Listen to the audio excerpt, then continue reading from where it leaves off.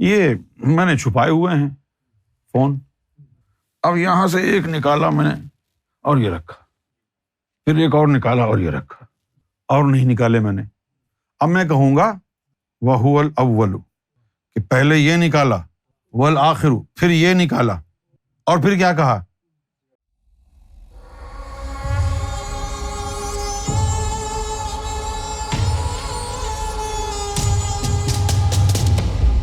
Please explain this آیا، هُوَ الْأَوَّلُ وَهُوَ الْآخِرُ وَهُوَ الظَّاهِرُ وَهُوَ الْبَاطِنُ وَهُوَ بِكُلِّ شَيْءٍ عَلِيمٌ۔ میرے بھائی، اب تک جو آپ نے ترجمہ سنا ہے هُوَ الْأَوَّلُ وَهُوَ الْآخِرُ، اس کا ترجمہ جو مولوی کر رہے ہیں وہ یہ ہے کہ وہی اول ہے وہی آخر ہے، لیکن عربی زبان میں آخر کا مطلب ہوتا ہے دوسرا، آخر کا مطلب لاسٹ نہیں ہے عربی میں۔ مثال دوں قرآن سے، وَلِلْآخِرَةِ خَيْرَ لَكُم مِّنَ الْأُولَىٰ، یہ تو یہاں پر کیوں کہہ رہے ہو کہ آپ کا دوسرا دور پہلے دور سے اچھا ہے؟ وَلِلْآخِرَةِ خَيْرَ لَكُم مِّنَ الْأُولَىٰ کہ آپ کا دوسرا دور پہلے دور سے اچھا ہے۔ یہاں آخر کا مطلب دوسرا کر دیا، اور یہاں هُوَ الْأَوَّلُ وَهُوَ الْآخِرُ کہ وہی اول ہے وہی آخر ہے۔ آخر کا مطلب جو ہے وہ آخر، یہ اردو میں کہتے ہیں آخر، کیونکہ وہ ہم نے بہت سارے الفاظ کا جو معنی ہے ہم نے اس کو جو ہے ڈسکور نہیں کیا ہے، ہم نے مفروضاتی طور پر، یعنی ایک مفروضے کے تحت اپنی مدد آپ سمجھ لیا ہے کہ اس کا یہ معنی ہوگا۔ جیسے آخرت، تو آخرت کیا ہو گئی؟ آخری کون سی چیز ہے؟ آخرہ کا مطلب ہو گیا دوسرا جہان، یہ پہلا جہان ہے جہاں ہم رہ رہے ہیں، اس کے بعد ہم کہاں جائیں گے؟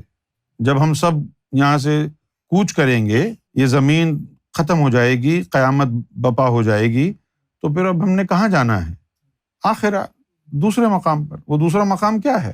جنت یا دوزخ؟ نمبر 1، عام مسلمان کے پاس، عام مومن کے پاس، عام ولی کے پاس وہ طاقت سمجھ نہیں ہے کہ اس کا میں اس کو مطلب سمجھاؤں کہ هو الاول، جب آپ نے یہ کہہ دیا کہ وہ اول ہے، سب سے پہلے آیا ہے، تو اس کے ساتھ آپ یہ کہہ رہے ہیں اس سے پہلے وہ بھی نہیں تھا۔ اگر اول ہے تو اس سے پہلے وہ نہیں تھا نا، تبھی اول ہوا نا۔ اگر وہ اول ہے اس کا مطلب ہے نمبر 1، نمبر 1 سے پہلے 0 ہے نا، تو یہ تو شرک ہو جائے گا۔ والظاہر والباطن، اچھا اب یہ اس نے آپ کے لیے نہیں اپنے لیے کہا ہے۔ والظاہر کا کیا مطلب ہے؟ کہ اللہ کی وہ صفات جن کا وہ اظہار کر چکا ہے، والباطن اور اللہ کی وہ صفات جن کا اظہار نہیں کیا ہے۔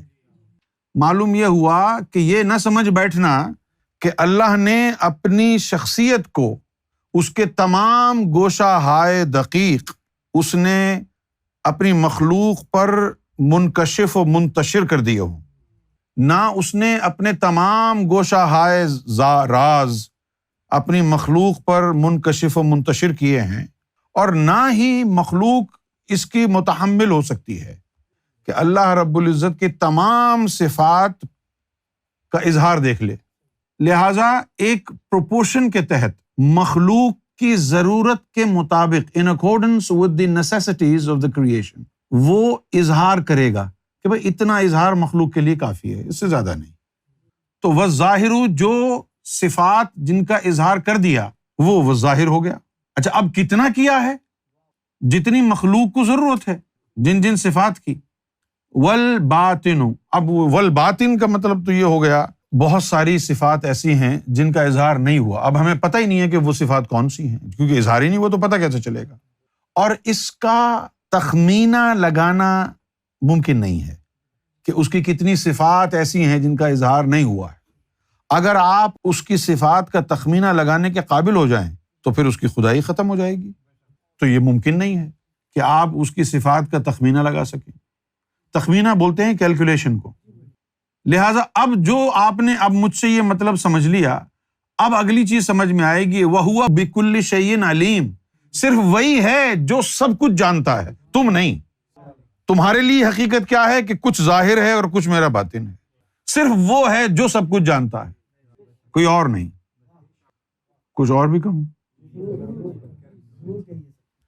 یہ میں نے چھپائے ہوئے ہیں فون، اب یہاں سے ایک نکالا میں نے اور یہ رکھا، پھر ایک اور نکالا اور یہ رکھا، اور نہیں نکالے میں نے. اب میں کہوں گا وَهُوَ الْأَوَّلُ کہ پہلے یہ نکالا، وَالْآخِرُ پھر یہ نکالا، پہلے یہ نکالا پھر یہ نکالا، اور پھر کیا کہا؟ وَالظَّاہِرُ کچھ ہم نے نکال دیا ہے، وَالْبَاطِنُ کچھ نہیں نکالا ہے. تمہیں وہ پتہ چلا ہے جو نکال دیا ہے، اور کیا کیا ہے؟ وَهُوَ بِكُلِّ شَيْءٍ عَلِيمٌ صرف ہم جانتے ہیں. اب یہ اول ہے، یہ عکس اول ہو گیا، اور یہ جو ہے یہ آخر ہے، یہ ہو گیا نبی کریم صلی اللہ علیہ وسلم کا مجسم وجود اطہر.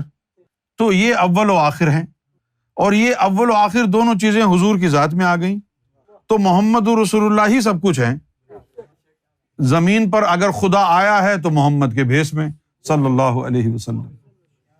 تو در حقیقت اللہ تعالیٰ نے جو ظاہر کیا ہے وہ محمد کی ذات میں ہے. تو اگر اس نظریے اور علم کی روشنی میں دیکھا جائے تو پھر اول و آخر کون ہے؟ محمد صلی اللہ علیہ وسلم. اور جب کوئی محمد کے رنگ میں رنگ جاتا ہے بلے شاہ جیسا، وہ بھی کہتا ہے کہ اول و آخر آپ نو جانا. جب وہ اول و آخر دو چیزیں ان کے وجود میں اس سے فیض یافتہ ہو جائے تو بس اتنا ہی سمجھ سکتے ہیں آپ، اسے زیادہ نہیں سمجھ سکتے. اول قدیم ہے یا آخر؟ اب بتائیں کہ اول حادث ہے یا قدیم؟ میں مقابلتاً دو کی بات ہو رہی ہے نا، کہ یہ تنویر اور ظاہر شاہ، اس میں سے پہلے کون پیدا ہوا؟ صرف ان دو کے بارے میں بات ہو رہی ہے. ویسے تو غفور بھی بیٹھا ہے، وہ ان سے بھی زیادہ پہلے پیدا ہوئے تھے، وہ تو اس سے بھی زیادہ پہلے پیدا ہوئے تھے نا. ان دو کی بات ہو رہی ہے، اول اور آخر. ان میں سے حادث وہ ہے نا جو بعد میں آیا، اور اس کے مقابلے میں کم حادث وہ ہے جو پہلے آیا. اور قدیم میں جو زیادہ دیر چھپا رہا وہ زیادہ قدیم ہو گیا. تو زیادہ دیر کون چھپا رہا؟ آخر. اب جو قدیم ہے دونوں کا اگر موازنہ کریں تو قدیم آخر ہو جائے گا. هو الاول جس کا ہم نے اظہار پہلے کیا تھا اس میں بھی ہمارا رنگ تھا.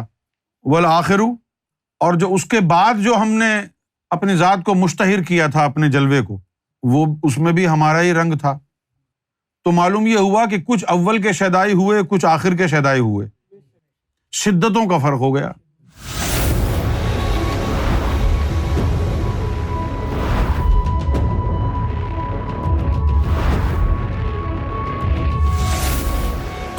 TV, the place to connect with